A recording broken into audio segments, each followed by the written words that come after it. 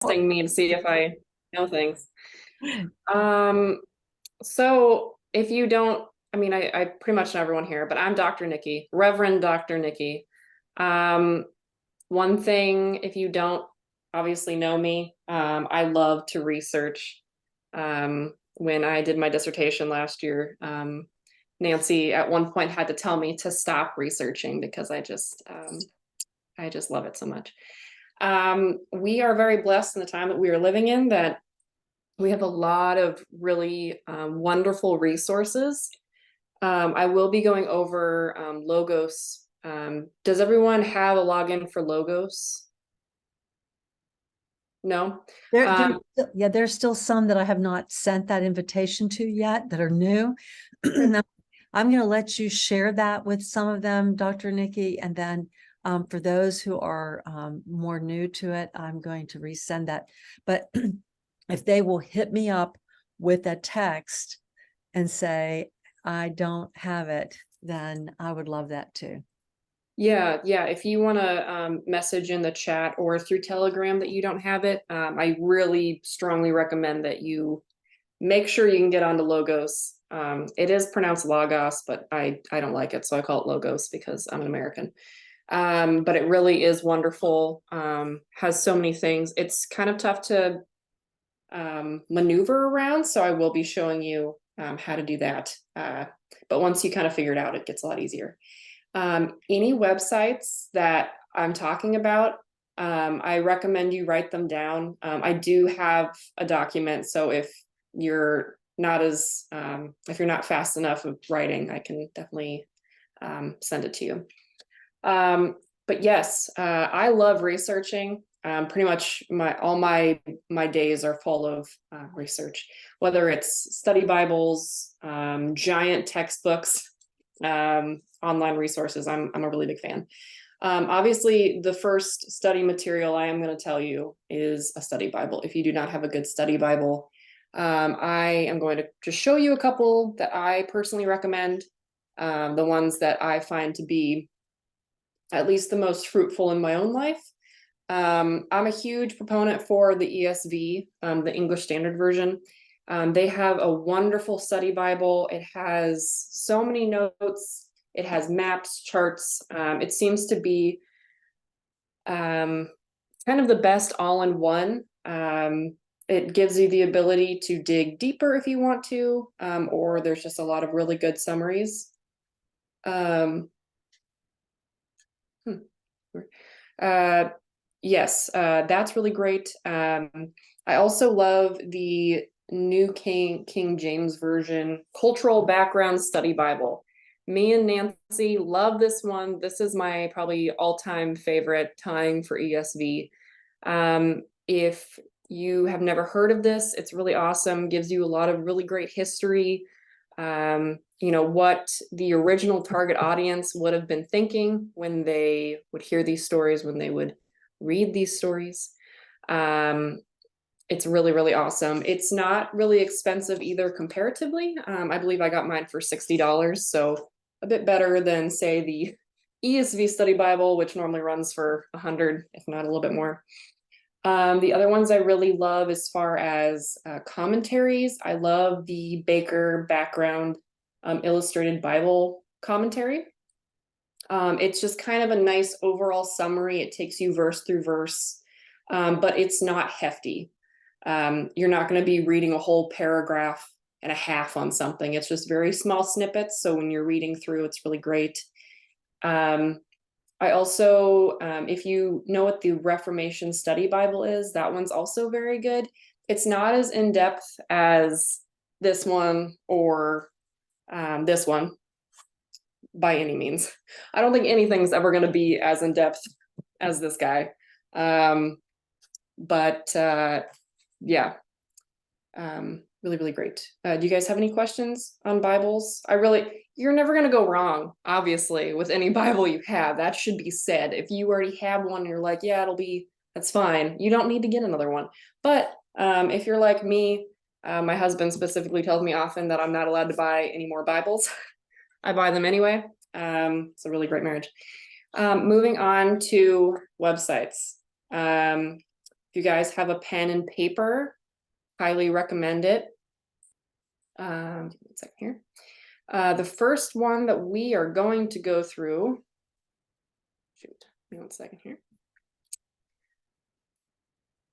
First one that we are going to go through is the Blue Letter Bible. Can everyone see this okay? Just put a thumbs up if you can see it.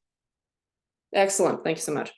So the Blue Letter Bible is fantastic. There are so many different resources. This is my #1 place I go. Something that I really love is language studies. If you've heard me talk for any amount longer than a minute, you will know that I love the biblical languages. I find Blue Letter Bible to be the best and the easiest when trying to understand Hebrew words, Greek words, Aramaic words. It has the Strong's Concordance in it, but it's really, really easy to use. So basically, when you type in blueletterbible.org, it'll bring you to this homepage, and say you want to know more about Genesis 1:1. That's not 1:1. It'll take you right to it. You can change to a different translation if you want. They don't have all of them. If you want different ones, you kind of have to search around, but I will show you, of course, different websites that give you more translations. Like I said, I personally love the ESV. So say you wanted to know what in the beginning meant. What was the original Hebrew for that? That word is bereshit. So what you're going to do is you're going to click on this verse. You're going to click on the Genesis 1:1, and it immediately already shows you all the words. So you got bereshit, Elohim bara, Samaim et Eris, and you're going to click on the Strong's number to read what in the beginning was. So you get the transliteration, you get the pronunciation, you get the root word, which is always very interesting. If you're not looking at the root word of Hebrew words, you're missing out on a whole lot of wonderful little nuggets. It's going to show you how many times it is used in the Bible. It's going to give you all the biblical usages of it. It gives you the Strong's definition. If you move further down, you can see every single time that word is used in the Bible. It occurs 51 times in 49 verses right here. This one, like I said, Blue Letter Bible is fantastic. If you want to do something a little bit more advanced, you can click right here. It says Blue Letter Bible searches. You're going to click other searches. Say you already know the Strong's number that you're trying to look up. This is a really good way of reverse searching something. So, you know, I'm just going to type in a random one because obviously I don't have Strong's memorized. But say you need to look up or have a citation for H100. So Hebrews 100. You're going to type in H100, hit search, and it pops right up. So easy. When it comes to citing anything on Blue Letter Bible, they make it incredibly easy. Top right-hand corner, you're going to see Cite This. You're going to click on it, and it gives you all these wonderful choices. 99% of the time, I use Chicago format, so you would just hit copy, and that's it. Copy and paste. Blue Letter Bible is incredibly friendly. The app is also, I'd give it a, I don't know, 8 out of 10. It can be incredibly annoying at times because sometimes it freezes, sometimes it's not user-friendly. I'm just going to show you, hopefully you can kind of see it. You can see that's what the app looks like. Okay, so what you would do if you wanted to look up the Hebrew word of something, or in this case, Greek, because I'm on Matthew 27, you're going to click on the verse. I'm just going to get really close here. You're going to click on the verse. It's going to pop up. And the first thing you see on here under study, I know it's backwards. The first thing you see under there is interlinear / concordance. You just click on that, and the exact same thing that I showed you pops up. So you can click on each word, look at what it means. You can look at the root words. I do not recommend using the app all the time, but it's really easy if you just need something kind of quick. Are there any questions about Blue Letter Bible? Yes, go ahead. Are you saying yes to me? Yes. Oh, yes. Okay. Um, can you bring up that home screen again, please? Yeah. This might be something very simple, but well, let's say you have a word up there, like what did you have in there? Genesis 1:1. Hmm. And it tells you how many, it tells you the different meanings, Hmm. and then it tells you how many times each meaning is used. Correct. Well, Uh, it tells you how many times the word is used, the but word, right here you yes, can see the correct. specific words that it does mean. So if I'm looking at a specific verse, Hmm. how do I know which one of those meanings it's using? That is an excellent question. A good rule of thumb I like to use is unless the definition is so off key, like there's a few words Hebrew wise that can mean things that are opposite of each other. There's one word specifically, of course I can't remember what it is, but it can mean to be hot and it can also mean to be cold. And so in that instance, just read in context and you know, have the spirit help you with that. Because obviously if the verse is talking about the winter, it's not going to be saying, you know, how hot they were in the winter. They're going to be saying how cold they were in the winter. So a lot of it is in context. Okay. Yeah. So for example, if I was doing a study on covering someone's sin or covering sin, Yeah. it can mean to conceal, to hide, to protect. Well, those Mm-hmm. are very different meanings Mm-hmm. to cover. So are we protecting or are we hiding or concealing? So that's where I've struggled, is which Yeah. one of these applies, like you said, because they can be extremely different. Well, yeah, and actually with that specific instance, to cover or hide or protect, um, if you think about like a mother bird, she hides her eggs. She doesn't just hide them to keep them warm. She Right. hides them to protect them. So it's very much a kind of a triple entendre, And which that's is how I've what been I love taking about the it. Hebrew language.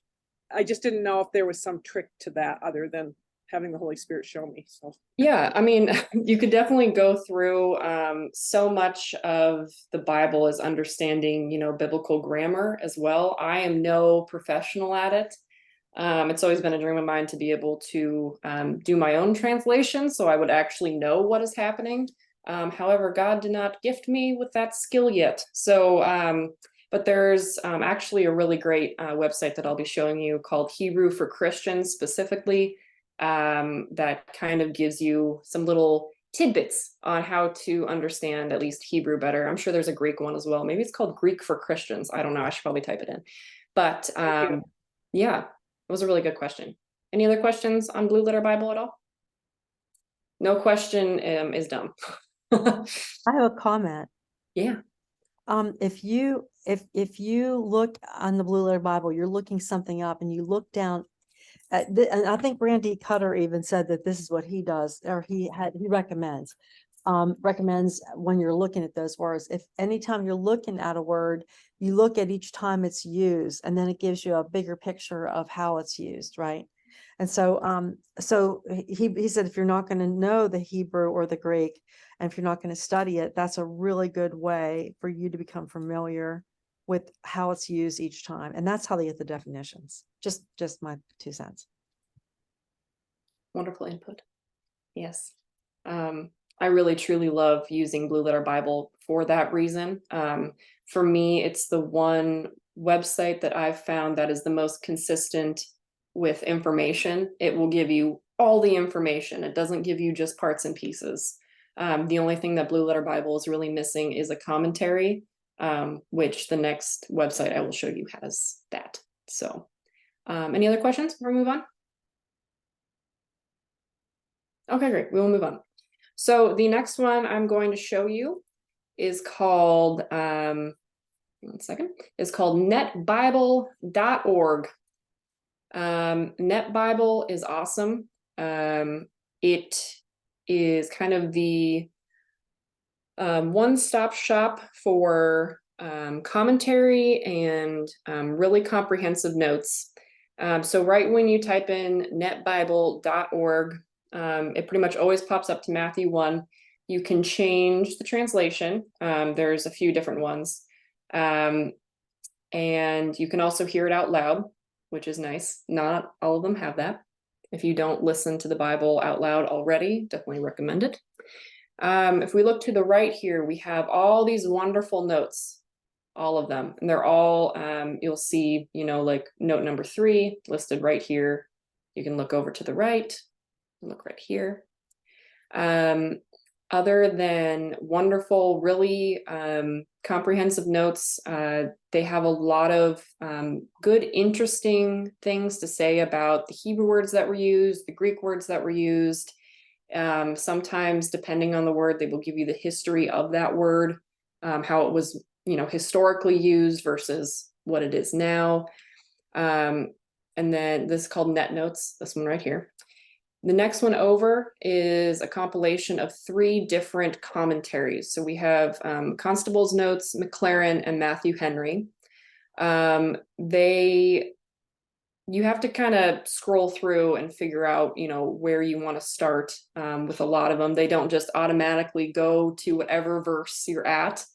So definitely, if you're going through here, make sure you're reading and figuring out where you need to go. For Constable, for instance, there's always a wonderful introduction, as you can see right here, introduction. And then there's also a lot of great other resources that Constable actually added into his commentary. If you're not looking at the resources that your resource is using, make a note of that, do that. One of my favorite things is to buy really interesting books and then read all of the resources that they used, highlight the ones that I don't already have because I have a book buying problem. And then I will go through, amen, hallelujah. I will go through and read those things, and it's always really interesting. Even if it's uncomfortable, read them anyway. That's, I might not be very old, but I know that reading things that make me feel uncomfortable help my growth process. So enough about me. So we got Constable's Notes, we have McLaren. His are very, how do I even put this? They're very poetic. You gotta really read through it to get some nuggets, but there are nuggets, you just have to be patient. And then we also have, why my mouse isn't working right now. We also have Matthew Henry. His I really enjoy. His notes are they're just different. They're just different than what you would read normally. So I really recommend, especially if you are going through a specific verse. Like for my dissertation, I did Genesis 1 and 2. I read through every single commentary on Net Bible, read through everything that they had to say about it, including the net notes. I love the net notes. And I just kind of, one of the best things that I can recommend for when you're doing like a literary review or literature review, anything that you see on net notes or a commentary, copy and paste into a Word document, copy and paste the URL so you remember where it's from. And then after you kind of have everything that you think, might be good, definitely go through and kind of weed through everything and decide, if that will aid your studies or if it's just kind of a distraction. I ended up, my Master's of Theology year, I had 100 pages of a Word doc for a literature review on the book of Revelation and Matthew 24 as well. And then last year, I'm not even gonna tell you how many pages I had. It was too many, guys. It was bad. But guess what? I had so much interesting information. I knew exactly where to find it. I knew exactly where to go. And I knew exactly what it was referring to because of the notes I took. If you are someone that needs to write everything out with pencil and pen, same exact thing. Just write down what website you found it on, what note or commentary you were using. Like if you were doing a study on Matthew 1 and, Matthew Henry's commentary stood out to you, write down, Roman numeral 1, Matthew Henry, Matthew 1, Net Bible. It will save you so much time. The other kind of interesting thing about Net Bible is that you can see a parallel, parallel meaning you can see what, the first verse is in different translations. There's another website I'll be showing you that is a little bit more comprehensive, but if you just kind of want to have one place to go to see things, this is a pretty good one to use. Okay, I know if you've never used a parallel before, why are they important? Parallels are important because everyone translates differently. There's a bunch of different ways of translating. If you haven't really read up on that, I recommend it.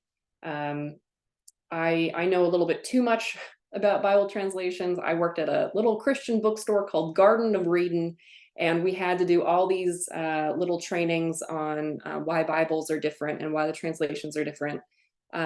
It's really fruitful to do that. So if you have not read up on, why the Message translation is so much different than the New International Version, definitely read up on it. There's a lot of different ways to translate, and there's a lot of different things that go into translating words. Does Net Bible make sense to all of you? Do you have any questions on Net Bible? No questions. Fantastic. So, like I said, Net Bible is awesome. We are going to switch gears real quick for research. One of my favorite things, especially when you're doing Old Testament, I really love reading what Jewish rabbis have to say. I love reading, what, like 200 AD, 500 AD, those kinds of rabbis, new rabbis. I love to see how their thought process has changed over time. Because, if you've read anything from the early Christian fathers, their thought process changed a lot over time too. So if we can understand where the thought process changed, in what period of time, what caused it before and after, it really adds to your studies. So one of my favorite Jewish research websites, I don't know what else to call it, so we're going to call it Jewish research website, is Chabad.org. There's so much here, but I'm just going to show you the part that I use the most. You can look up Chabad.org and go from there. But immediately upon getting to Chabad.org, it takes you to the complete Jewish Bible with the Rashi commentary. Rashi was a very well-known rabbi from a long time ago. I think it was like 780 or something, maybe 1280. I'm really bad with dates. And what you're going to do is, if you're going to go through Genesis, you're going to find the Torah, where Genesis is in. Also remember, Jewish Bible, their book names are different than ours. So make sure you're looking at the second word here. They call Genesis Bereshit because they name it after the first word of the Bible. But we're gonna just click on chapter 1. Here you'll see you have the Hebrew Bible, their translation of the Hebrew Bible is going to be a little bit different than, say, English Standard Version, New International Version. They have a lot of tradition and history within their Bible specifically, and so their verses are always going to be a little bit different, but not different enough to change the story, if that makes any sense. They're just little words that are different or, added in or taken out. You'll have the Hebrew on the right side, and you'll have English on the left. You're going to click Show Rashi's Commentary, and you get all this very interesting information.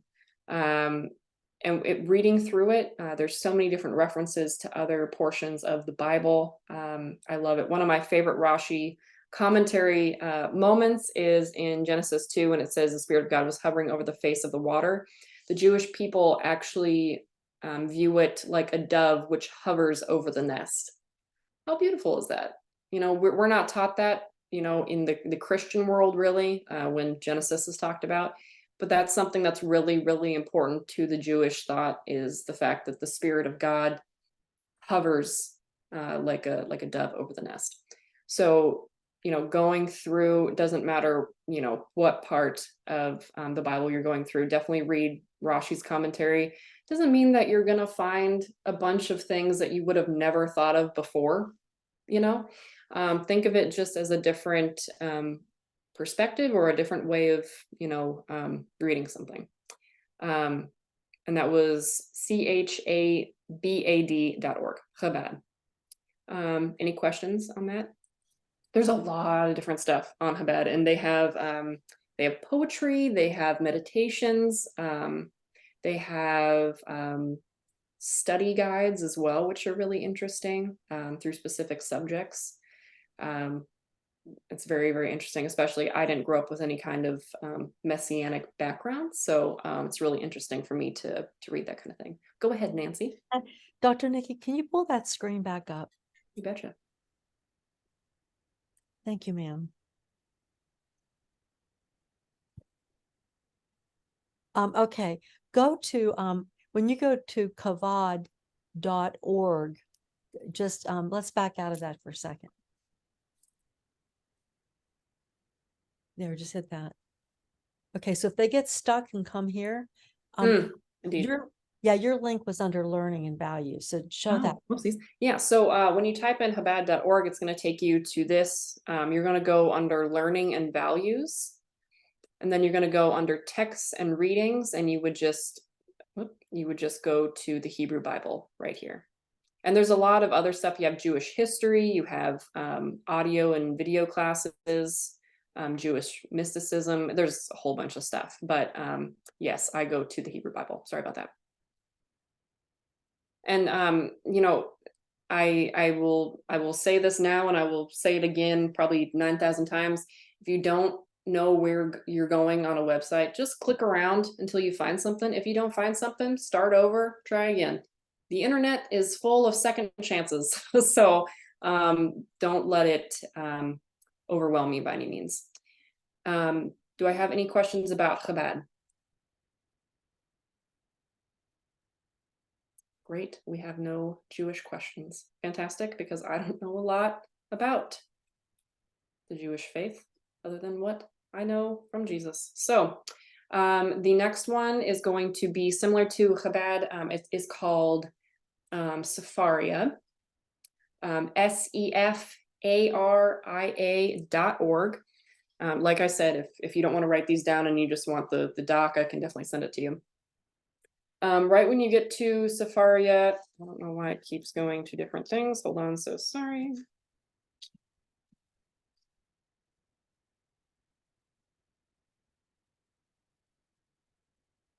Interesting. I didn't think that it went right to that. Okay, well, when you type in Sefaria.org, it's going to take you to their library. They have a lot of different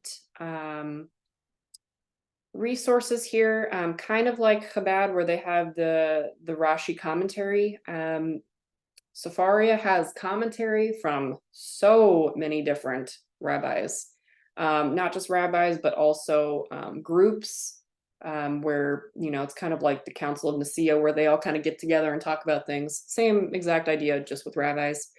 There is a lot of different resources. Like here you can see there's liturgy, so you can have prayers, poems, ritual texts, Jewish thought, things about Kabbalah. The thing that I enjoy the most is obviously the Tanka, which is the Hebrew Bible.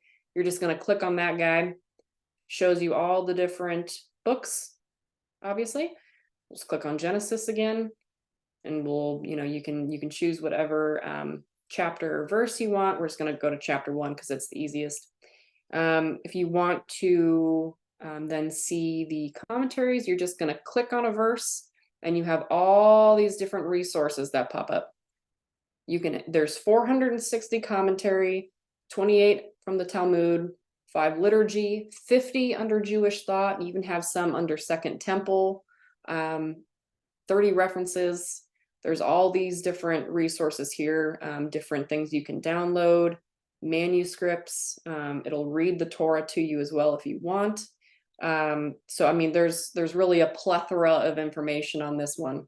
If you want just one rabbi, just one rabbi thought, just go to Chabad. If you want a little bit more, go to Sefaria. Under commentary, as you can see, these are all different rabbis, different rabbi groups. I really love Ezra. He was from the 12th century, I believe. And he was really into Hebrew grammar and linguistics. So when he analyzes things from kind of a nerd perspective of, let's find the root word. What does every single letter mean? How is this used historically? Whereas Rashi is more just kind of overall biblical commentary. But yes, I'm scrolling and there's no end, as you can see. There's just so many different resources. Yeah, Sefaria is awesome for that reason. Any questions on Sefaria? Yeah, go ahead, Allison. Hello. Yeah, just a simple one. How do you spell Sefaria? That is a fantastic question. It is Sefaria. Okay, thank you. Yeah, and it'll be .org. Yep. And like I said too, I can send out the doc or have Nancy put it in the classroom as well. Well, all these resources are in their classroom. Everybody should have them, but you got to look. That's the thing, Nikki. Everybody you have to look. There's a lot of stuff. There's a lot of stuff in that classroom. Right. Just a few things. It's almost like Nancy wants us to read or something. That's crazy. What? Yeah, so Hebrew, Jewish thought, love it. Every single subject you could ever think of, they have something to say about it. So highly recommend. Are there any other questions on Chabad or Sefaria? They're very, kind of simple. You just read through, see if there's something that sticks out to you. If there's not, that's okay. Move on. Great. Okay, we will move on to, that was kind of my Jewish part. We're going to move on to BibleHub.com. This is one of Nancy's favorites. There's a lot here, so buckle your seatbelts, friends. So right when you get into Bible Hub, this is what shows up. You type in any kind of Bible verse you want. We'll just do Genesis 1 just for the fun of it. Why not? Keep a theme. Immediately you see the parallel, the beautiful parallel. You have every single version of the Bible almost. There's a lot of translations, obviously, but this is going to give you a huge amount.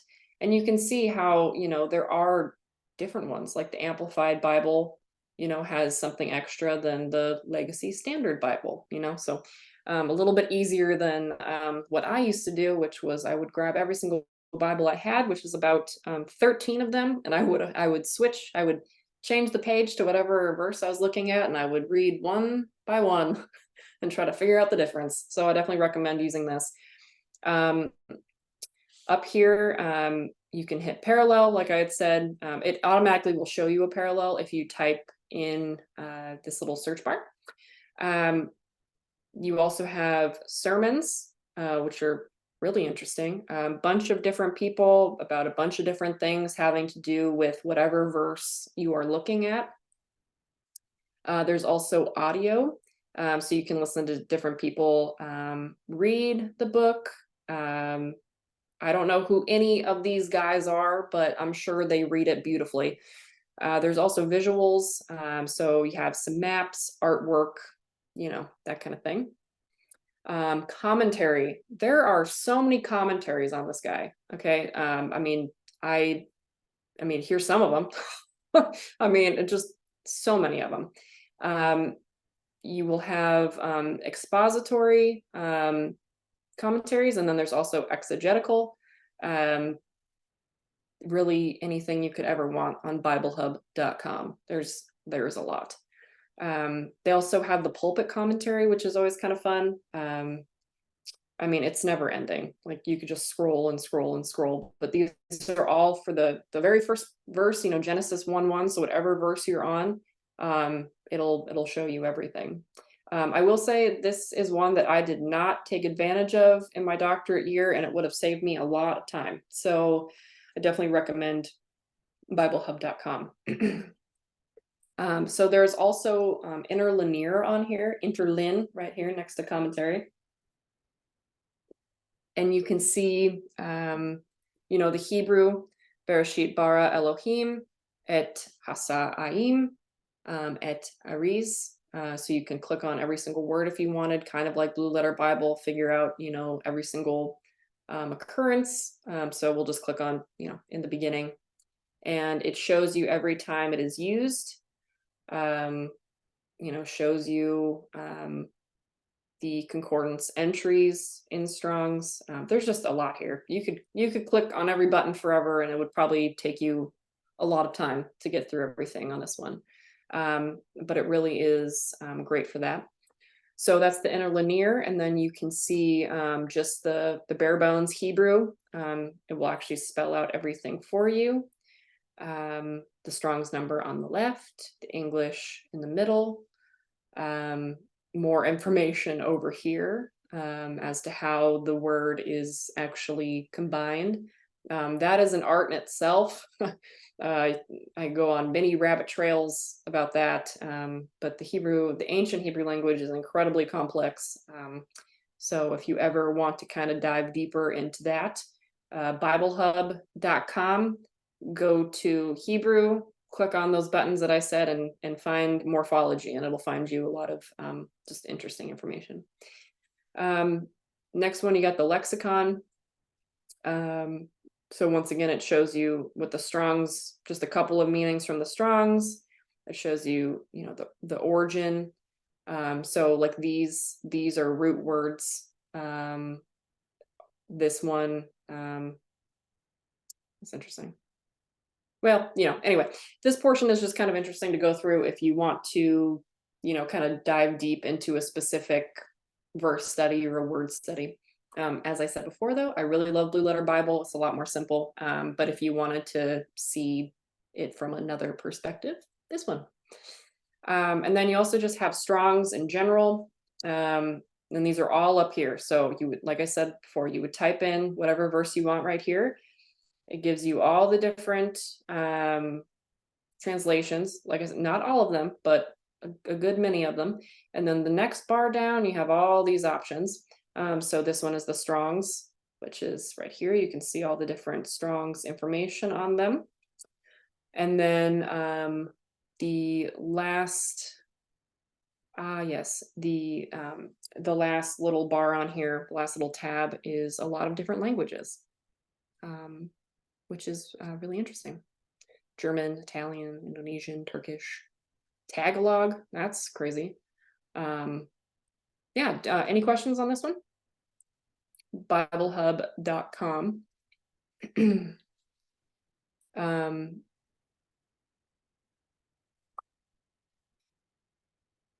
I can definitely show that one, Nancy. There is another one. I'm not a huge fan of it, but I will show you because I can. Why not, you know? This one is called BibleGateway.com. You have, you know, study tools. You can read the Bible, hear the Bible. We'll just type in Genesis 1 again. So it'll show you different resources here on the right that you can click on, different commentaries, that kind of thing. Some of them you have to technically, I don't know if you have to pay for it or if you just have to have an account. I can't remember. I think you have to pay for it because there's a start 14-day free trial. But you know, if that's something you want to do, that's great. If not, you know, it'll show you a lot of different entries of things. Oh, there's the Bible. That's the one. It'll show you different things. Maybe you already have the Quest Study Bible and you can say, oh, there's notes in that. I should look, you know. But there's a lot of really great information here. You can see the Hebrew Greek and learn a little bit more about, it'll kind of take you through a nice little, I guess, outline of how words came to be, that kind of thing. And then if you have an account, you can make notes. But again, a nice little just study thing. How are we all doing? Are we overwhelmed with all the information, or are we okay? Doing good. I got three thumbs up. Okay. Phew. Okay. Oh, 4. Okay. Very good. Oh, okay. I got 2 there, so that'll work. Great. So we are going to move on to, oh, yes, I was talking about this one. So Hebrew for Christians. Hebrew for Christians is fun. There is a lot of just interesting information here. It is a really fun little website that basically talks about you can learn a little bit more about Hebrew grammar. And like I said, I'm sure there's probably a Greek one. Maybe it's Greek for Christians. That's what I was talking about earlier. If there's not, I don't know. I'll figure it out and I'll get it to you. You can see different blessings. These are really fun. And it will actually show you how to say them as well. Different daily prayers. There's PDFs that you can download and print for your own information. This website is Hebrew4Christians.com, 4 as in the number 4. There's also prayers, scripture. It kind of breaks down everything. And as I said before, there's a lot of free PDFs that you can download that are really, really helpful. There's also names of God, kind of goes through that. The Jewish life cycle.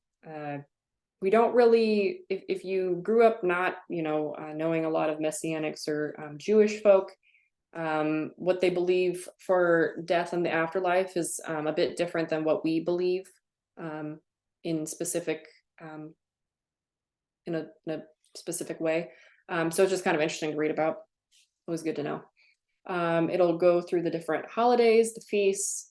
There's meditations, like I had said. Talks a lot about, most of them are, like parables and kind of what it means to the Hebrew mind. Clear thinking is very interesting. It's a lot of like their philosophy and how the language plays into the philosophy. A lot of articles.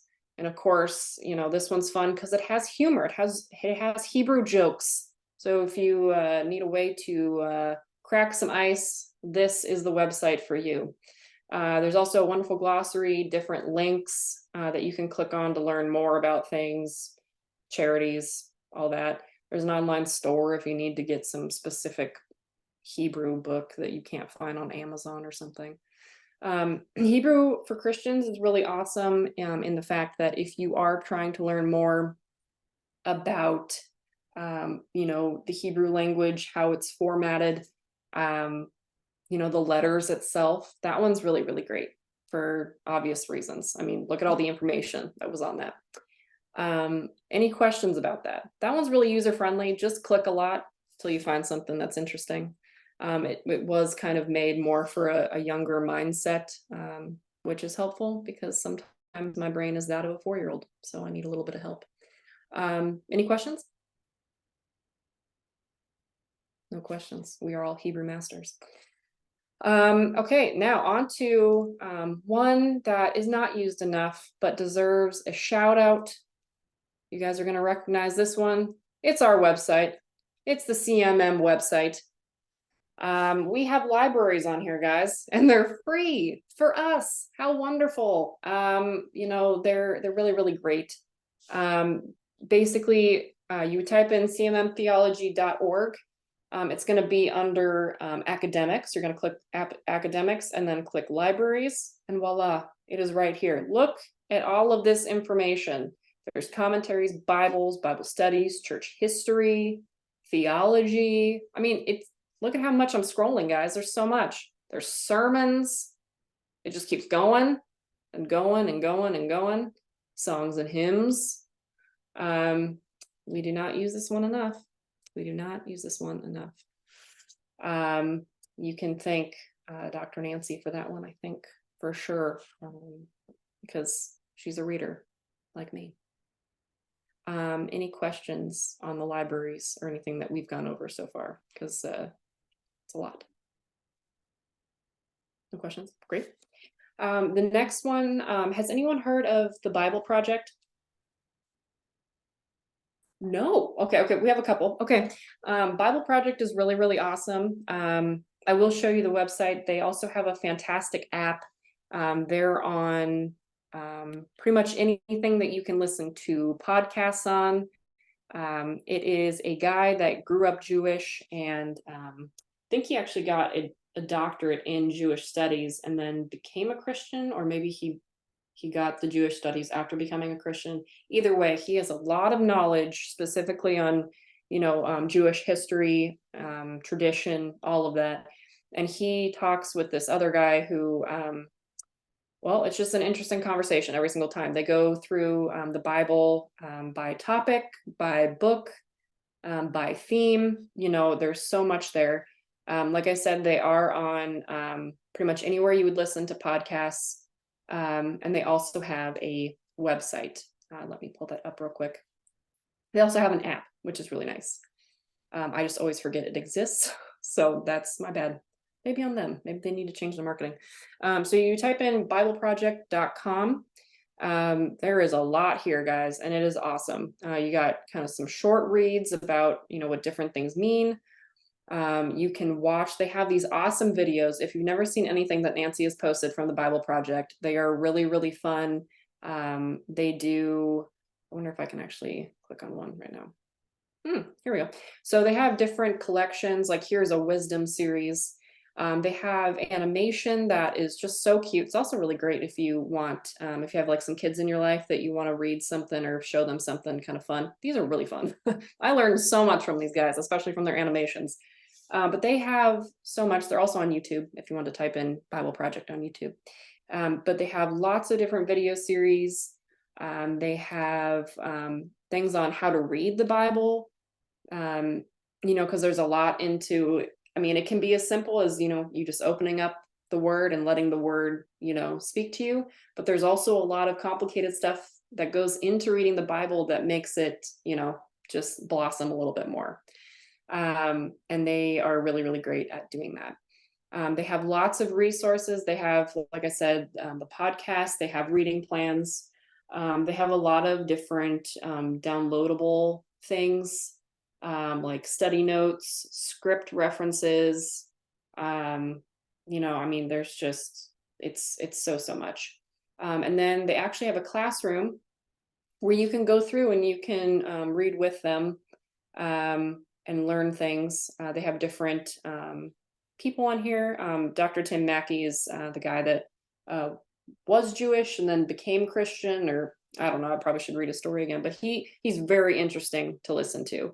But yeah, Bible Project is awesome for that reason. Their app is very easy to use. It works on Android and Apple, and also Google, I believe, as well. But yeah, they're really, really fun, especially if you just want like a little bit of something, without having to go through Net Bible and, Safari. Bible Project is really, really awesome for that. That's normally what I listen to on airplanes, is Bible Project. Any questions about that? Nancy, do you have anything to add? No, I love it. I love it. I don't know if anybody else is as jazzed as I am, but I do love this stuff. So it's a plethora. Thank you so much. A smorgasbord. A smorgasbord. Okay, guys, here comes the tough part. We're about to learn a little bit about logos. Are you guys ready?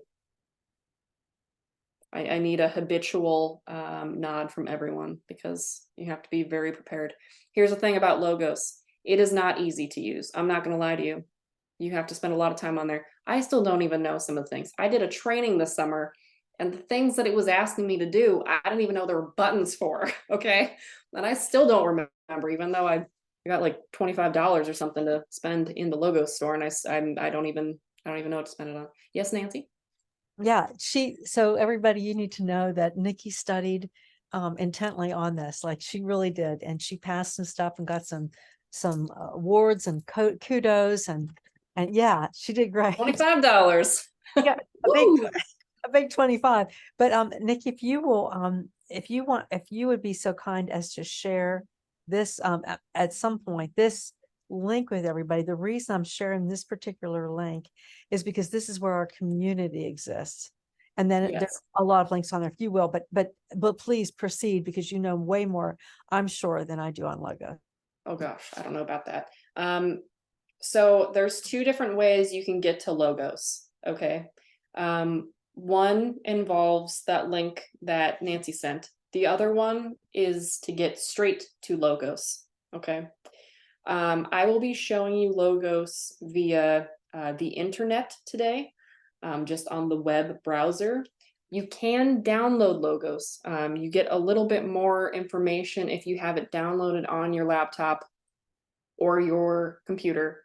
But it was really kind of slowing down my computer, so I had to delete it, unfortunately. But there is a lot more information that you can have when you have it downloaded, installed on your computer.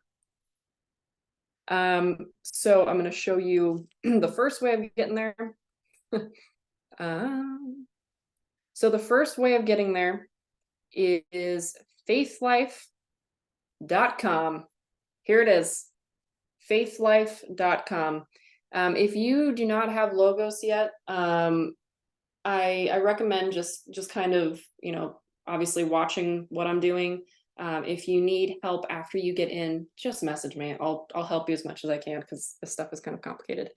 So there used to be a button on here before they kind of updated Faith Life. Faith Life owns logos. That's like the company that owns logos. So that's why we're here and it doesn't say logos. Okay, they're the same thing basically.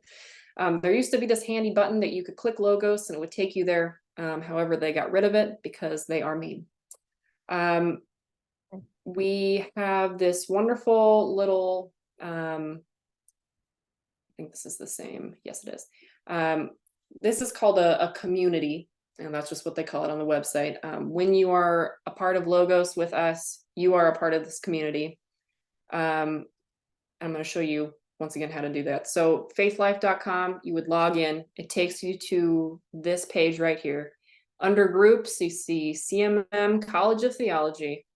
I'm a member. Wow. And then it pops you up to here. Lots of different things. Nancy posted like Rico Cortez, his app, different resources just for Logos. There are programs on Logos, of trying to figure out how to use it. You can watch like a little getting started video and little training things. I don't love them, but if you want to try them, definitely go for it. They weren't the easiest things, but at least there's something. So it's really, really good. So if you are logging in this way, easiest way to get to Logos is just by clicking this first link that Nancy has here, logos.com/getting started or get started, or logos.com/student training. And it takes you to right here. If you want to download Logos, this would be where you download it. However, like I said, we're just going to stay on the internet. So you're going to click launch the web app. We're just going to open up the website. And here it is. She is blank and she is pretty. So that's one way of getting there. The other way is simply by typing in, I'm actually just going to type it in. Hopefully you can still see this, app.logos.com. If you're not logged in, you can log in when you're there. This is honestly the easiest way to do that. I am actually going to type in that into the chat so you guys can see that. app.logos.com. If you want to see the things that are in the community, I have both bookmarked on my browser, both Faith Life and just the app.logos.com in case I want to see both. But for today, we will focus on app.logos.com. It is wonderful. Now, there is a lot here, guys.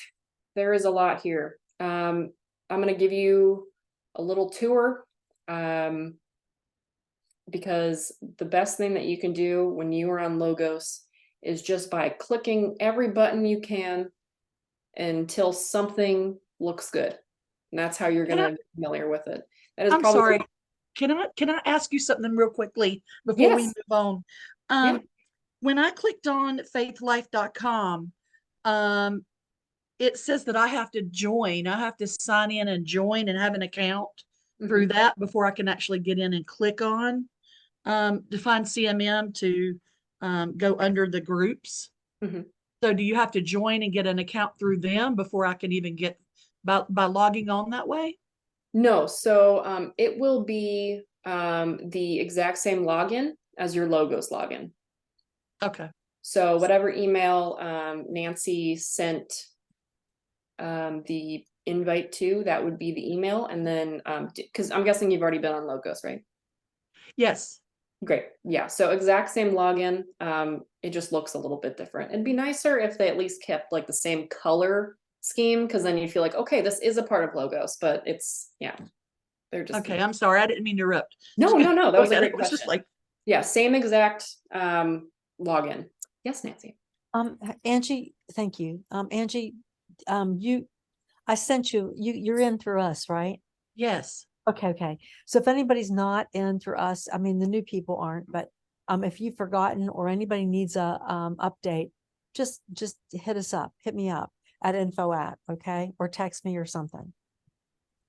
Yes, do not sleep on Logos. There is so much good stuff. I had 90 pages of a literature review just from Logos. That's how much, I mean, and that was, I had to stop. Nancy told me to stop. So I could have just kept going. That's how much information, and it's free.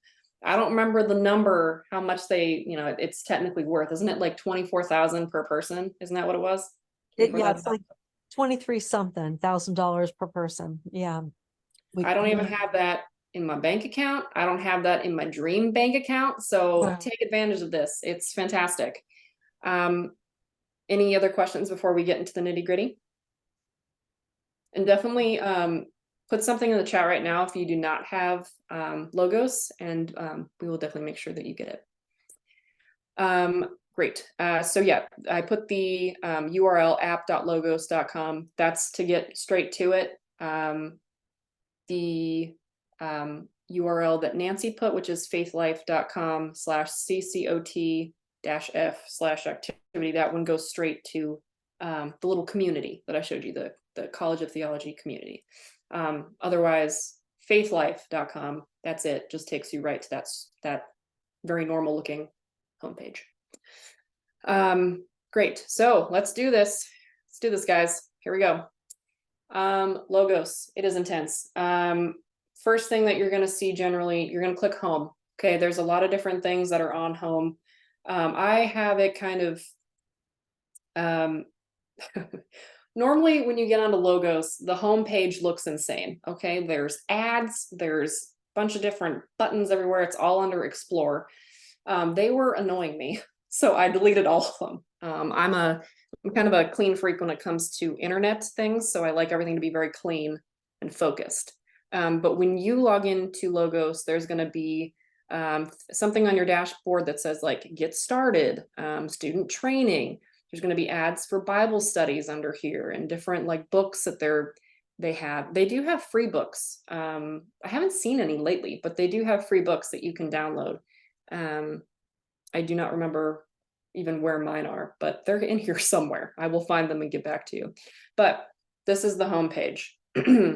We're just going to read off on the left what everything says, and then we're going to go through them because it's a lot. So we have the home page, we have library, we have a search bar, we have the Bible, fact book, guided study, notes, tools.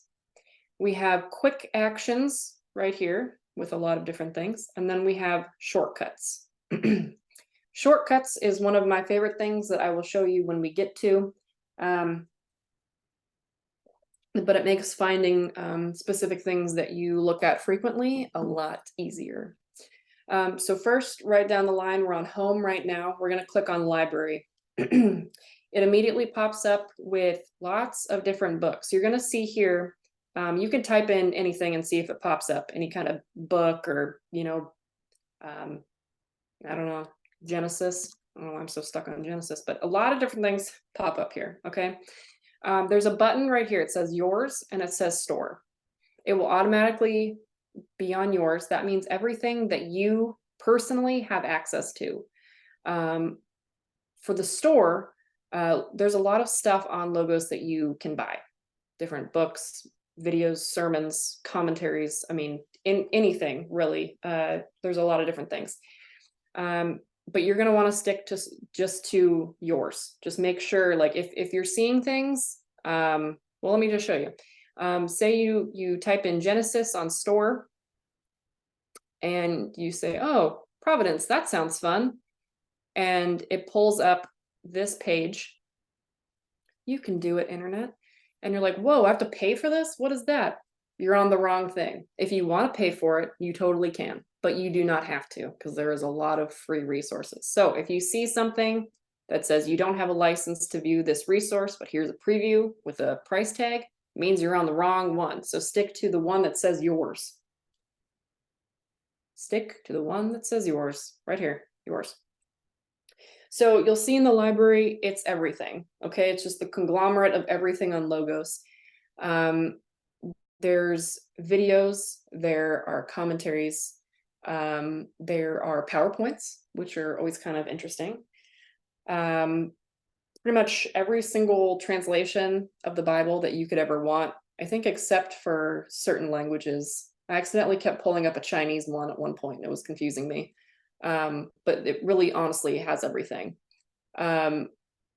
I really personally love the videos. Pretty much everyone that does the videos through Logos has a PhD in something. So just super, super interesting to listen to what they have to say.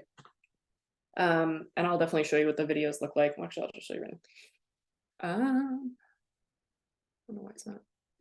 Okay, there we go. Or not. Guess my internet's just gonna say no. Anyway, lots of videos, I'll show you. But library, easiest place to just find something. You know, First Peter. First Peter. Wow, look at all these things on First Peter. Saint Peter. You know, James, Peter, and Judas. You know, there's so many things. So this is how you can really get lost in Logos, just by clicking every single thing.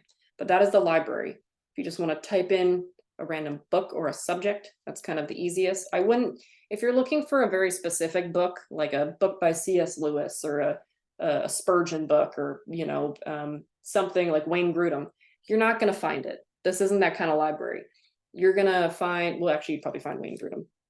That was probably a lie. Yeah, see, Wayne Grudem right there. But in the grand gist of things, you're just going to want to look up under library books, like books of the Bible, you know, Samuel, Judges, Psalms, Leviticus, things like that. Just keep it as simple as possible. That is the theme for Logos. Keep it simple. That should, I should do their marketing. That is the library. If you click this little 3-bar button, they call it the cheeseburger on the training, so that's kind of funny. If you click the cheeseburger, you can filter through subjects, you can filter through type. So you can, you know, if you want to read like journals, or ancient manuscripts, or a biography, you would click on those. You can filter through author. There's a lot of authors, so I don't recommend doing that on library, but you can definitely do that. You can filter through series. So Logos has a lot of their own education. Like a lot of the videos that are on Logos are specifically for Logos and Logos only. You'll see under here, under my shortcuts, I have a series of some videos right here that I've been going through just for fun. And they are specifically for Logos and Logos only. But you also have, you know, the Tyndale Bulletin, you have Westminster Theological Commentary or something like that. Journal, just journal. There's a lot of different things. They're also, I mean, the dates that it spans is a lot. There's some really old stuff. I had found a journal, actually from Westminster Theological Journal, that was from 1830 or something. It was crazy. It was interesting. I didn't understand a lot of it because I don't speak Old English, but it was fun. You can also filter publisher if you wanted to get, you know, really specific. language. I mean, look at all these. A lot. So yeah, if you're trying to find something kind of specific, this would be the way to go. I will show you. Let's see. I feel like I should probably show you something random here. So we're gonna go under journals, just for giggles. Just get my internet 1 second. Easiest way, when you find a journal, we're just gonna click on a random one. So you think, oh, Ashland Theological Journal, that sounds fun, from 1999. Okay. So it pulls up like this. The wonderful thing about Logos is that you don't have to scroll through forever and try to figure out, what you're going to get out of it. They have a little search bar, essentially. They also have the cheeseburger, which gives you all the contents of that journal. So you can go through, and if you think like, oh, maybe this one will be really good for, I don't know, Jesus's resurrection. You can read through and you'll see their little table of contents has nothing when it comes to resurrection, although I do see one thing, ironically. But it's just a nice little table of contents on the left side under the cheeseburger, that you can go through and see what looks nice. So we can just click on a random one, the Dance of Grace, and it pulls right up to it.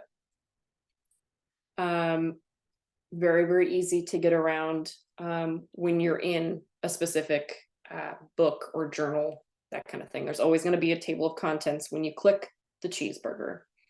You can also just type in like a word, I don't know, faith. I don't know. I guess that's not in here. Go figure. But you can type in words and it'll pop up certain things. I recommend just going through on the cheeseburger, on the table of contents, going through, seeing if there's a specific, portion that looks good to you or sounds interesting. A lot easier than scrolling through, because a lot of these journals are going to be 500, 600 pages long, technically. Save your hand, some work and just go through like that. There is also a bunch of buttons up here. If you want to make it more complicated, you can. There's a lot of, the nice thing about Logos is that it basically wants to give you everything you need to research, but in one place. So it's going to give you the option to see a lot of things at the same time. I do not necessarily recommend this, but you know that it's there. This one, if you click on it, you can see it basically just gives you a different filter of what you can see on the journal. So it will show you the resources as you go. If you highlight things, if you want to highlight things, that's a whole nother thing. Technically you can, like literally highlight something and then, put a little red thing on that. And you can actually look and see all of the highlights that you've done. These are all options, but I will once again say, keep it simple. If you want to get the most out of Logos, keep it as simple as humanly possible. Because it can be very, very complicated.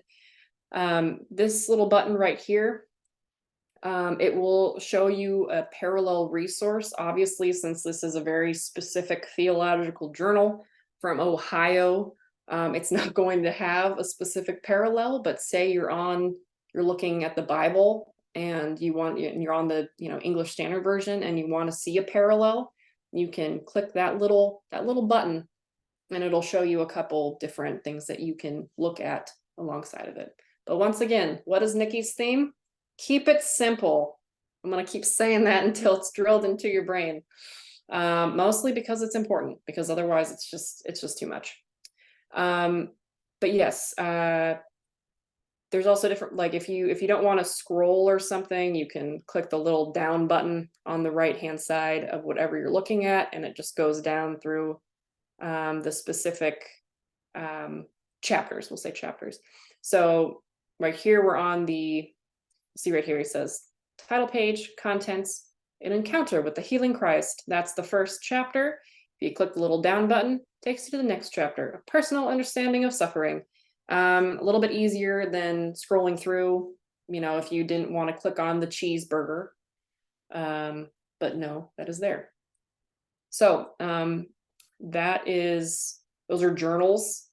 So once again, we're going to click on library, have the little cheeseburger, and you can go through, click whatever you want, find whatever you want. You know, here's another journal, click on that. Click on the little cheeseburger to see if there's anything that springs out to you. Maybe it's a specific author you're looking for. You know, sometimes that's a little bit easier. You can see all the different contents, all of that. If you're on here and you see the imminent appearing of Christ, oh, that sounds nice. You can just click on it and it'll take you right to it. You can just, whatever you see, if you can click on it, it'll take you somewhere. What is new in theology? And click on that, takes you right to it. Before I go any further, does the library make sense thus far? Any questions? We have no questions. Okay. So on to the next. So right after library, we have the search bar. There's a lot of different things under here. Okay.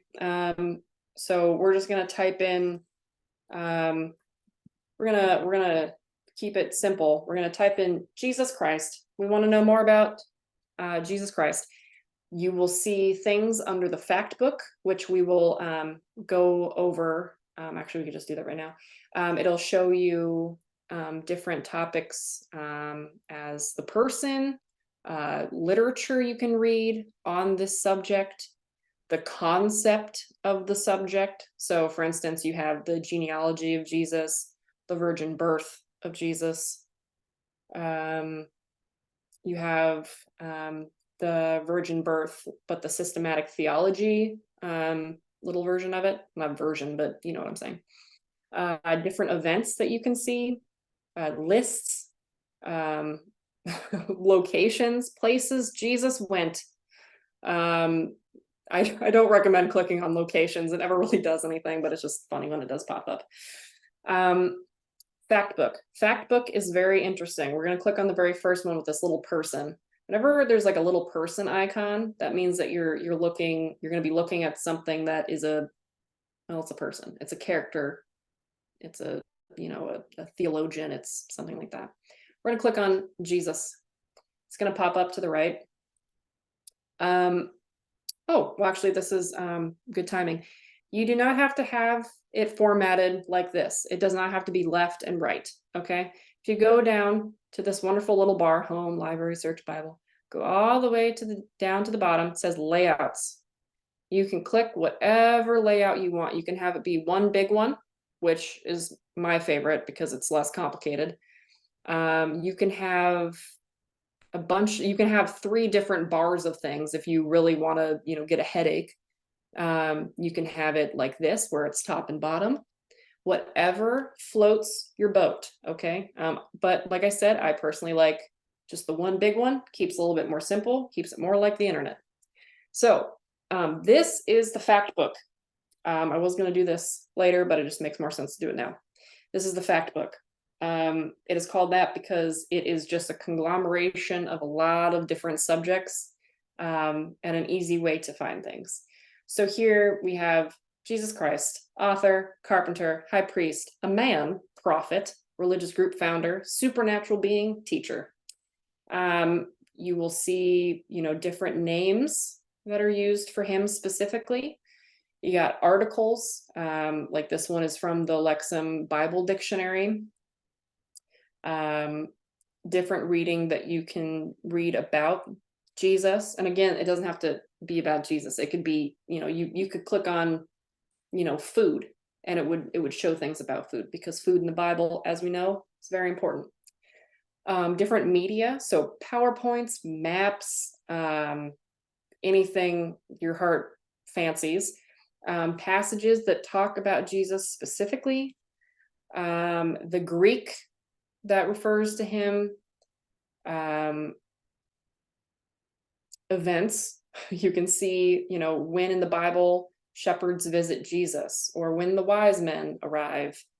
You can see a timeline, you know. So if you weren't doing Jesus and say you were doing, I don't know, Joseph, Genesis Joseph, not Jesus' adopted dad, it would show the same thing, just different names that he was used for, passages that he was in, you know, what he was referred to in Hebrew, you know, events that he was in. So you would see, you know, him having the dream about his brothers worshiping him, essentially, and then you would see, you know, the coat of many colors, and then you would see Pharaoh and the drought and the you know, storing wheat. You see things like that. Okay.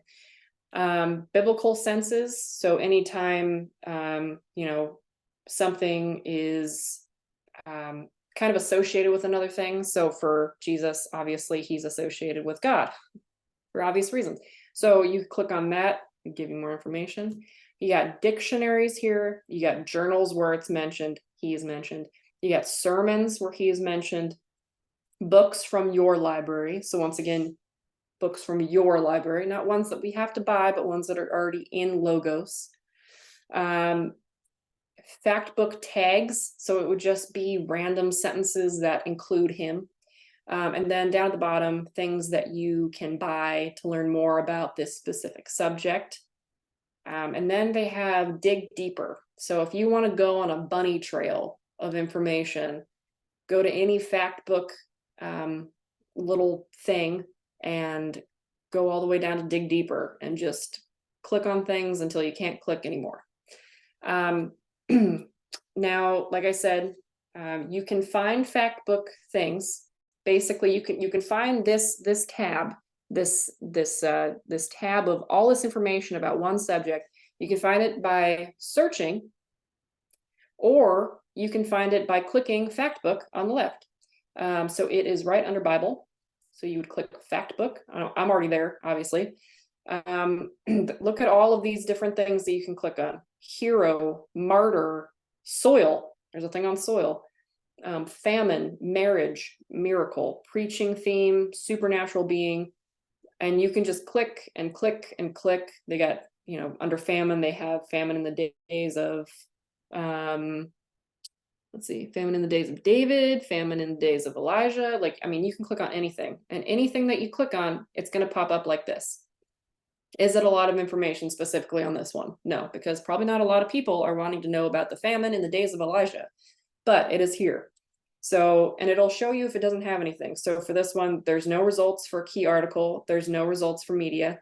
You can see the passage that, you know, it's specifically referring to, and then topics, people that are related to this subject. So obviously it'd be Elijah, who's a prophet, and you can click on Elijah, and then the whole thing starts over again, where you get all this information. You get articles, you get media, passages, you know, what it's referred to in Hebrew, Greek, dictionaries, things you could buy, and then you go down a little bit further and you got dig deeper. You can learn more about what prophet means, you know, different topics. Elijah divides the Jordan. You can, it's funny, killed person / people at Kishon. It's very specific. There's just a lot of very interesting information the more you look into Logos. Does the fact book make sense? Nodding. Do we have any questions? Okay, great. Okay, great. It will get easier the more you use it, I promise. As long as you stick to my theme of keep it simple, it's very easy to use. If you go complicated, I cannot help you go down that road. I refuse. Okay, so that was the fact book. So we just went over search, right? Little search bar.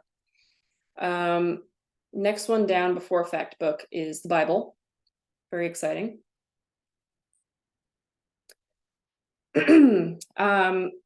Here, I already have my favorite Bible listed as ESV. I actually don't remember how I even did that. It was a thing that it had asked me right when I had logged on like the first time. I'm gonna have to remember how to change it to whatever Bible you want. I do not remember that actually, but know that you can have whatever Bible translation you prefer pop up. On here, we're going to click on cheeseburger once again. You got a table of contents, but for the Bible. So easy way of, finding what you need to find. If we look to the right here, so right now we are in Romans 1. On the right says insights. So it's going to show basically like extra things that you can click on to learn more about what you are reading. So commentaries, studies, that kind of thing. Even right here, there's a little PowerPoint. It's an infographic. Look how neat this is. You can see an entire timeline of his life. I wonder if you can actually, you can zoom in. Paul goes to Arabia and then returns to Damascus. Look how cool this is. So handy for teaching, guys. Especially if you're a pastor, youth pastor, really teaching anyone. There's a lot of really neat things on here. So, like I said, insights on the right side. It'll show you basically related books, like the study Bible. So the first thing that always pops up is the Faith Life Study Bible. Why Faith Life Study Bible? Because they are Faith Life. If you remember faithlife.com, that's them. They have their own study Bible. Michael Heiser, which I'm sure you know who that is, if you've talked with Nancy for any capacity of time. He was a contributing editor for the Faith Life Study Bible. So just fun stuff. But yeah, so it's not going to pop up every single study Bible known to man on here on this specific, when you're in the Bible and in the Bible tab and you go to insights, it's not going to show ESV study Bible, cultural background study Bible. It's not going to show that. It's going to show the Faith Life Study Bible. If you want a specific study Bible, remember, go to library, go to search. It also shows commentaries, and you can actually hit change here. So if you don't want the Faith Life Study Bible, I think it's kind of fun to have one that I don't personally own. You can hit change, and normally it will show you that you can change it. I don't know why it's not letting me on here. But for commentary, it shows all these different commentaries that you can click on. There's a French one if you want to read a commentary in French. There's a whole bunch of different ones. So you would just click on whatever one, sounds good to you. And you can see for Romans 1:1, it just has a little critical and exegetical commentary. Paul, a divinely chosen and accredited apostle, gives Christian greeting to the Roman Church itself, also divinely called. So just a really nice little, study Bible. If you're anything like me, I like to have 3 or 4 study Bibles in front of me on my desk at all times. And then I like to look on the internet and kind of cross compare everything because I'm insane. You do not have to do that. You can go on Logos and just read one at a time. This little insights bar is not going to have that much information. Don't expect to, have all these crazy things popping up that you can go on a bunny trail with on insights. That is not what insights are for. Insights are solely just for kind of simple study, if you want to call it that. If you want to go on a bunny trail, where do we go? We go to the fact book. So remember that. In the Bible, every single book is going to have a small little introduction. It's not going to be intense like what a normal study Bible would have. It's just not going to be like that. It's more simple. It's not simple, but it's more simple. We'll say that.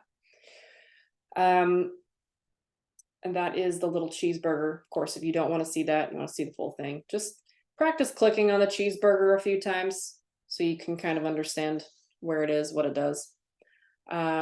For the Bible, this is a really good time to do a parallel. So you would click these little parallel button from your days in math class, geometry, I think it was, and you can click whatever Bible you want, and it'll go right to it. So I clicked on King James Version, obviously. Normally it would pop up. I don't know why it did not do that. Yeah, that's fine. I guess. Normally, if you click on to show both of them side by side, hence the name parallel. However, my logos is not wanting to do that right now, so that's fine. Go ahead, Nancy. So are you on the website or you're on your app on your computer? Yes, Go on your app on I your am on the website. go on your computer app. I think you're going to be able to find all your stuff. Yeah, I don't have it downloaded anymore. Oh, Yeah, no, it was killing my computer, which was really sad. I had a lot of stuff saved on there. okay. Okay, just a note. If you don't download the bigger, like you can download a typical version, which is not very much, and it won't eat up your hard drive. I had to delete mine too and redo it because I was trying to download all of it. Story of my life. Yeah, for some reason the app for me personally was not working. No matter how many times I re-downloaded it, it would freeze a lot, and then they updated to Logos version 10, and then it was pretty much all over for me for my computer for some reason. But I'm trying to download it on my laptop, so we'll see. But you will get a lot more information in Logos if you actually download and install it into your computer. Cannot understate that enough. But yes, okay, so this is the Bible. Does that make sense? Finding the Bible. It's pretty easy. You just click on Bible. Next thing, we have guided study. Now, these are going to be, this makes it a little bit complicated. I'm going to say, I'm going to say that it makes it a little bit complicated. It's not the easiest to work around.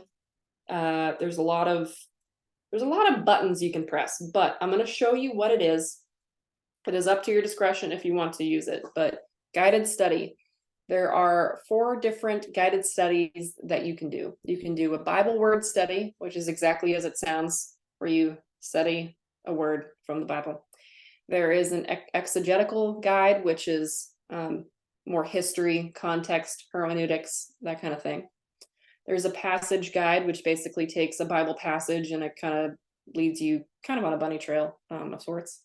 And then there's a sermon starter guide. A lot of people use Logos specifically for sermons. So if you're a pastor, that could be really fun for you to do that. I know a lot of people that have really enjoyed using Logos for that reason.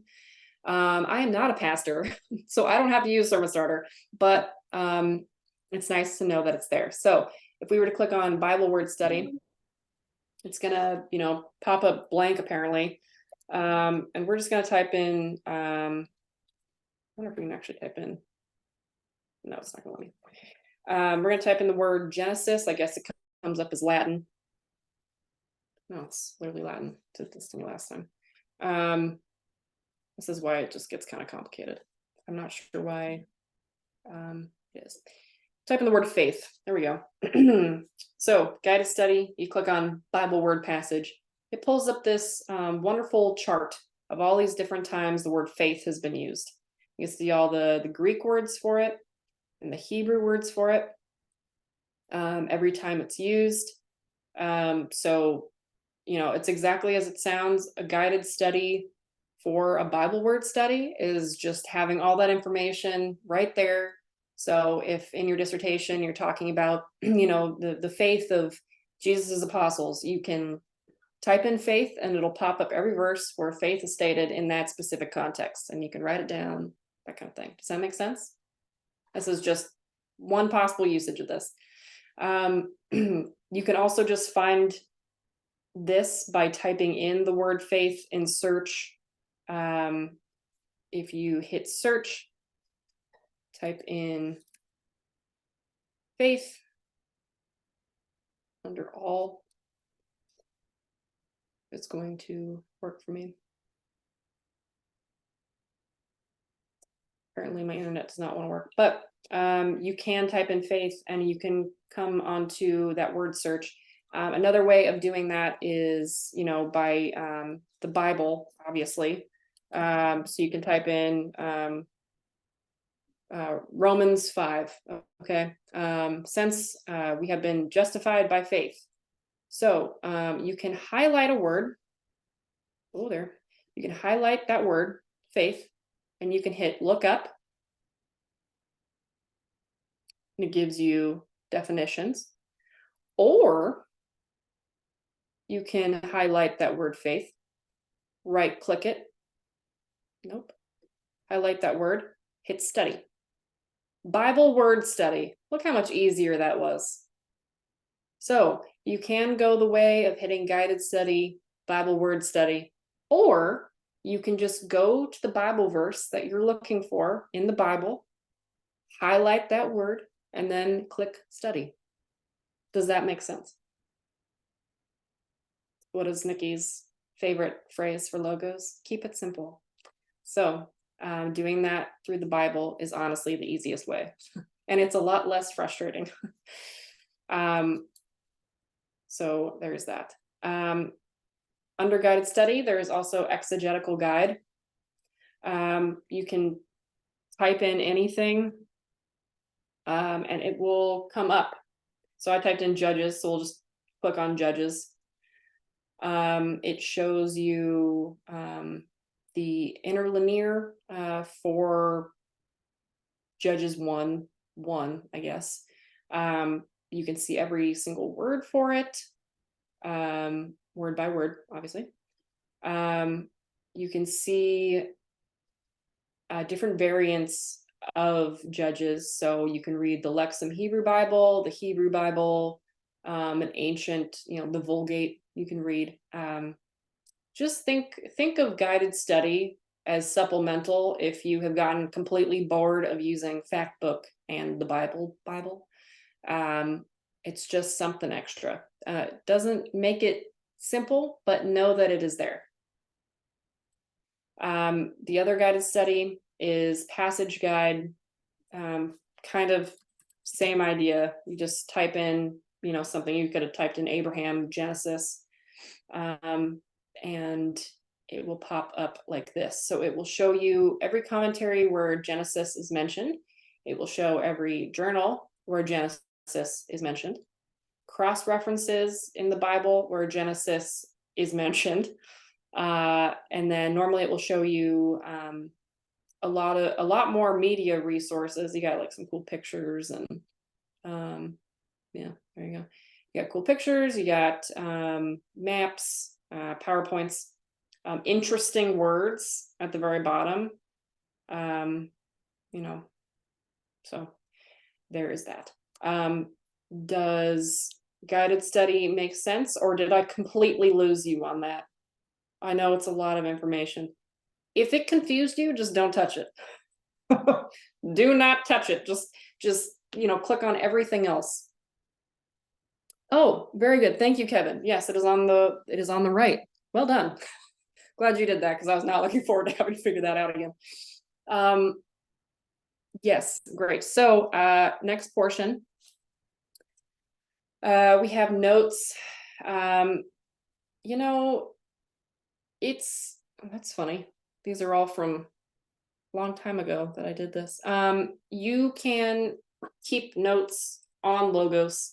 You know, if I was reading the Bible and I wanted to save all of this, I could take a note and it would save it to that. Think of it as just a way, if you wanted to keep all of the random information that you find on Logos in one place that isn't like on a Word document or on, you know, in like your notebook, handwritten.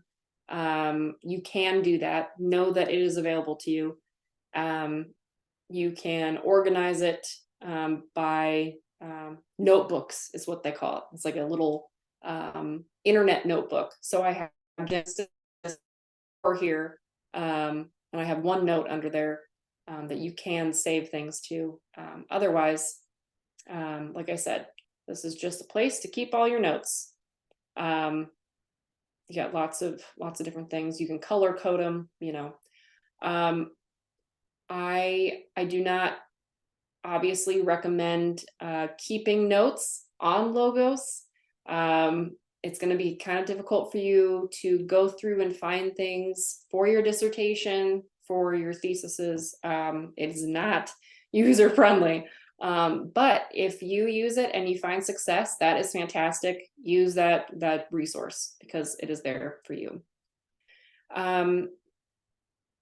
So next thing down is tools. There's a lot of different things here. You can click on whatever you want and just kind of go through it. There are different courses that you can go through. It tells you how long each thing is. You can see there's a whole bunch of different subjects. You got Joseph, Jacob, Grace, Orthodoxy, catechisms, prayers. You can go through any of them. You know, they're available to you. I will say, if you say you want to learn about Hebrews, let's say you want to learn about Hebrews, you do not have to go to tools and hit courses every time to find Hebrews. This is my favorite way of keeping things. You click it and you drag it. Oh, never mind. You click it and you drag it. And normally it should save. I don't know why it is not doing that for me right now. But I wonder if it's actually gonna, okay, so you click it. Nope. This is why logos. Tell you what, guys. Well, okay. Normally you can save it. You click it and you drag it to shortcuts. I don't know why logos hates me right now, but that is where you're going to keep things that you keep going back to. You can delete them, you can add things. Think of it just as a favorites tab for logos. Does that make sense? You click it and you drag it. And pray to God that your internet is not like mine. Other than that, that is pretty much logos. That is logos. That is way too much information for you, but that is logos. Do you have any questions? This is the time to ask questions about logos, where to find things, how to find things. Silence. Do we have comments?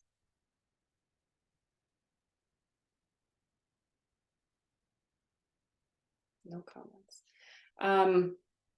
Like I said before, logos is best used when you use it simply. Do not overcomplicate it. Yes, Kevin.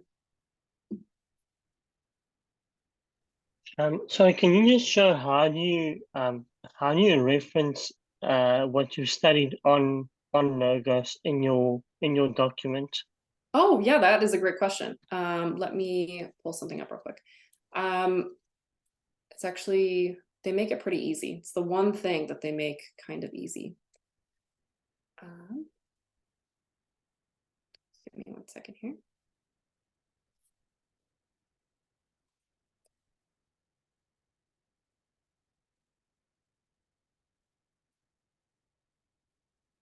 So what you are going to do.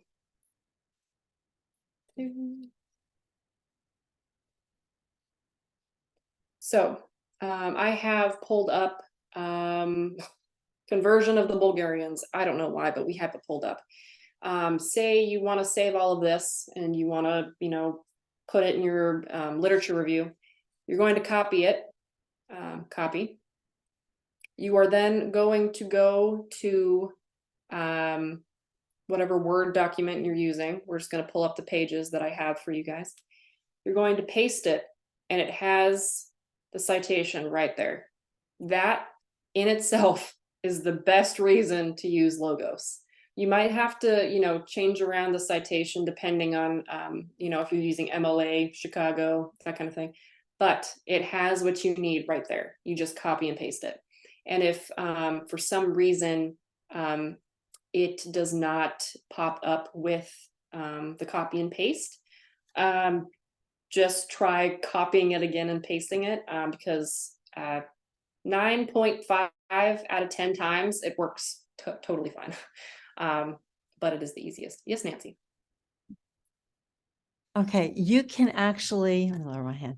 You can actually set it to the Chicago style for your or I think it's turbine or Chicago style. So you can set it in logos as well. And that's in there too under preferences. You can set your preferences. So that's when you copy it, it'll actually do it. Yeah. Does that help? And Nikki, I have another comment if that's okay. Yeah. You're doing a great job. Really. She knows so much more. Like, this is so amazing. You're doing a really great job with this. So I love the Septuagint. You know, y'all know what that is. Everybody knows a Septuagint is the Hebrew translation into Greek. That means the Old Testament in Greek. So what happens is you get an alignment. Like you can do an alignment. So if I'm in the New Testament and I want to look up a word, I can do that. But I did purchase. I'm just going to be honest with you, Nikki. I don't know if you did this or not. I purchased. May I share my screen? Would that be all right? I don't want to interrupt it. Okay. All right. So let me just share this with you real quick. This is my downloaded version. All right. So I went to Romans 3:25, since guess what today is? Today's Yom Kippur. And so I went to the mercy seat here, and it's propitiation.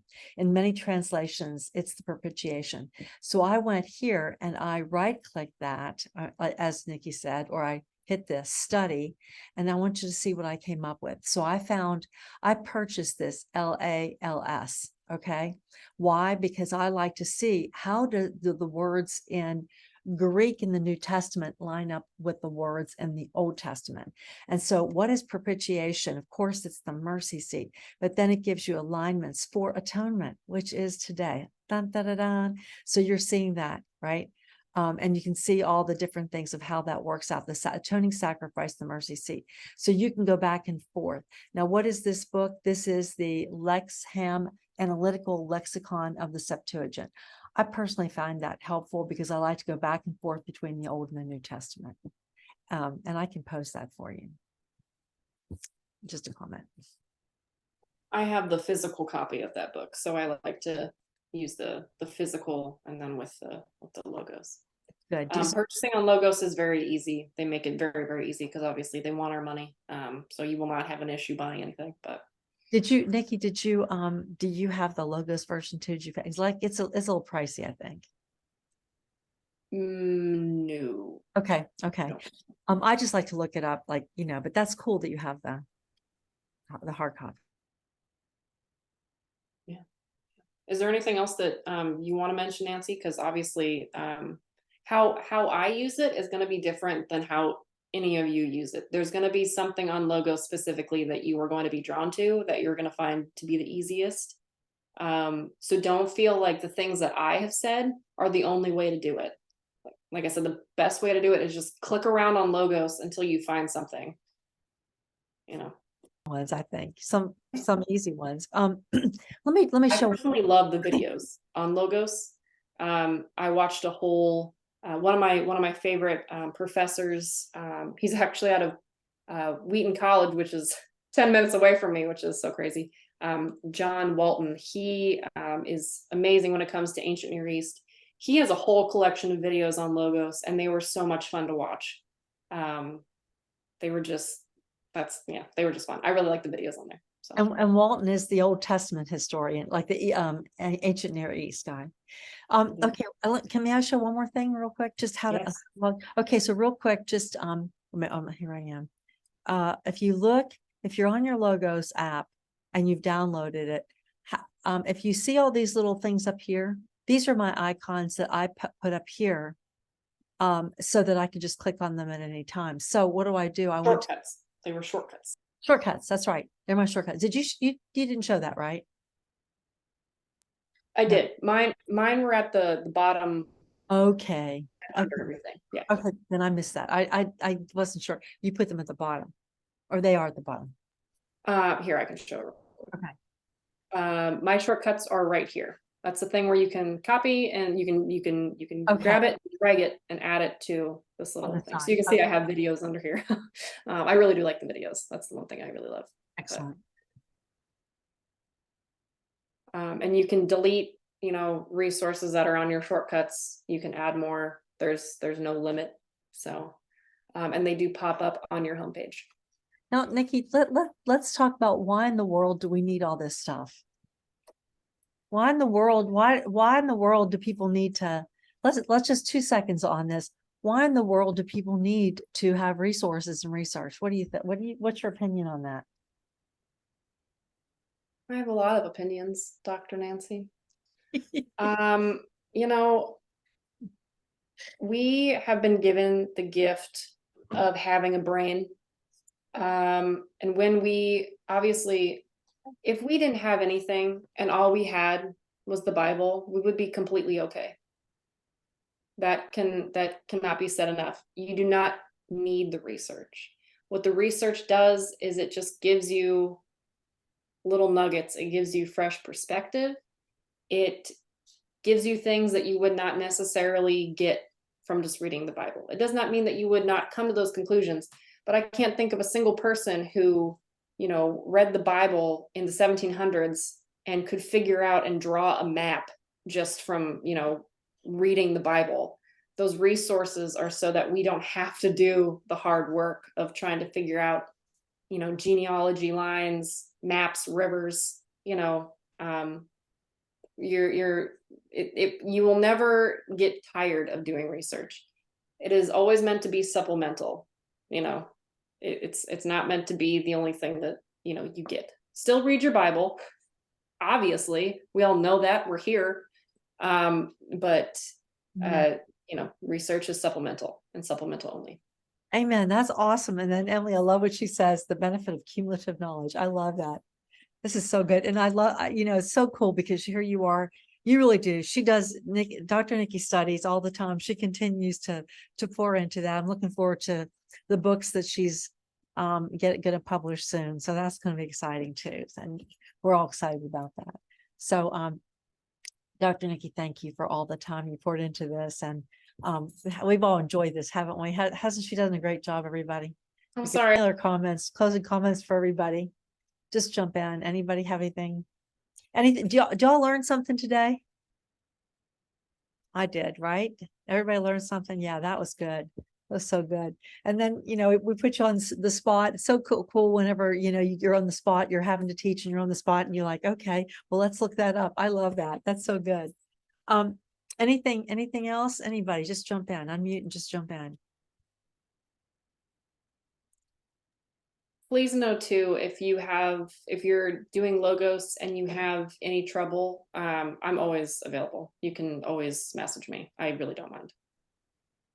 So think of me as another resource. That's mostly for useless information, but I am here. So it's great information. Comments? Anybody else? Anything? You can unmute. Go ahead, Elizabeth. Go ahead. I just wanted to say, Dr. Nikki, I really appreciate just kind of the banter that you have whenever you're teaching us, and you're teaching things that could be just kind of mundane, but they're so important. Like the grace that's on your life to do that, and the way that you get us encouraged in the middle of that. I've noticed in our classes how you do that, but you do it with an excellence. So I just wanted to say thank you for that. And I love Sherry says, thanks for taking one for the team. Because I think there were over 100-ish videos that you, and Nikki's texting me, she's saying, have you watched all those videos? I'm like, I can't watch those. I can't. I said, please have fun, do it. some of them are 4 hours long. It was, I feel like I lost some years off my life.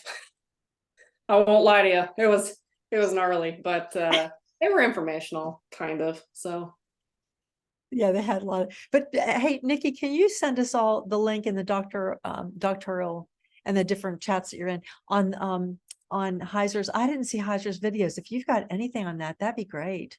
On logos, that'd be great. yeah, I'll make a note of that. I definitely have some. They're not the standard like logos videos. If there's anything that you take from logos, I definitely recommend the videos. They are really interesting. And the fact that they were able to get so many different scholars from so many different walks of life to do these videos for this one software is really, really cool. Because Yeah. these people are very busy. So yeah, I'll definitely try to find those videos. I know he's in a lot of different commentaries and that kind of thing, but So Kevin says lots of hamburgers. We owe you one. We owe you a few. Wonder if there's any cheeseburgers in those hamburgers. I don't know. oh gosh. Yeah, it's funny that they call them cheeseburgers. That was probably the strangest thing on the whole training. Is this, very normal, like scholarly looking man saying, now you're going to click to the top left to the cheeseburger and you're going to go down on the like how does that make any sense? That's It has those little lines. That's what it is. But anyway, I love it. I love it. Anybody else want to unmute and just share anything or say anything? We good? No, you're ready. Nikki, what are you studying right now? What's your current research topic? oh gosh. Well, I mean, I finished with Genesis 1 through I did creation for my dissertation, and I'm kind of going more on that. I'm getting ready to publish a book on that. It's like a study guide, study commentary. It's going to be a tough read for people that don't like research. But next up will be the flood.